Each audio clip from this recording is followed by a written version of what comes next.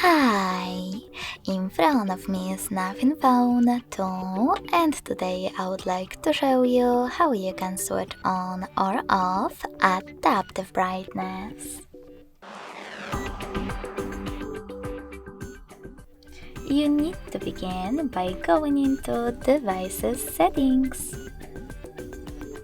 In them, scroll down just a bit to access Display section. Following that, click on this gray switcher next to Adaptive Brightness to turn it on or off. Thanks so much for watching. If you enjoyed this video, don't forget to leave a like, comment, and subscribe. Bye!